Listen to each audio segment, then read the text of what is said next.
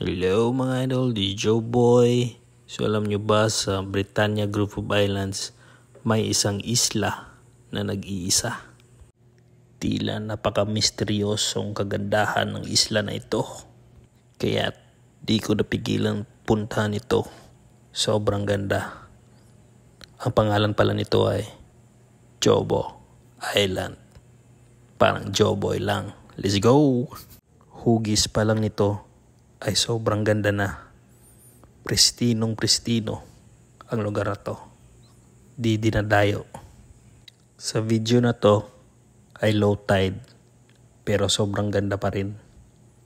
Ano pa kaya't high tide? Jobo Island, you are such a beauty. Oh yeah. Sheesh!